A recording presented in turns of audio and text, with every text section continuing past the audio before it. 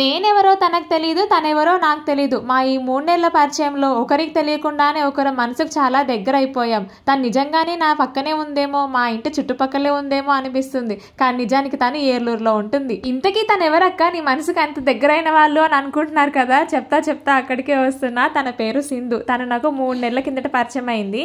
మీలాగే తను కూడా నాకు ఇన్స్టాగ్రామ్లో నాకు పీసీఓడి ఉంది, నేను సీడ్ సైక్లింగ్ డైట్ ఫాలో అవ్వచ్చా, నాకు సజెస్ట్ చేయండి, నాకు డైట్ చేయండి అని మెసేజ్ పెట్టింది. నిజానికి తను అసలు నమ్మలేదు సీడ్ సైక్లింగ్ డైట్ ఇవన్నీ చేస్తే ప్రెగ్నెన్సీ కన్ఫర్మ్ అవుతుందని, పీసీఓడి పోతుంది అని. అండ్ సుబ్రహ్మణ్య స్వామి పూజ గురించి కూడా చెప్పాను.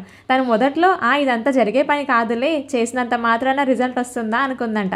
కానీ మన ఛానల్లో పోస్ట్లో అన్నిట్లో నేను ప్రెగ్నెన్సీ కన్ఫర్మ్ అయిన వాళ్ళందరివి రిజల్ట్స్ పెడుతున్నాను కదా, అవన్నీ చూసిన తర్వాత నేనెందుకు ట్రై చేయకూడదు అని పట్టు వదలని విక్రమార్కుడు లాగా తను కూడా చేయడం స్టార్ట్ చేసింది. ప్రతిరోజు ప్రతి నిమిషం నాతో టచ్లో ఉండేది. ప్రతి చిన్న విషయానికి నా సజెషన్ లేనిది ముందుకు వెళ్ళేదే కాదు. ఇంకా నేను చెప్పినట్టుగా సీడ్ సైక్లింగ్ డైట్ ఫాలో అవుతూ ఆ సుబ్రహ్మణ్య స్వామి మీద భారం వేసి మంచిగా పూజ అయితే చేసుకోవడం స్టార్ట్ చేసింది.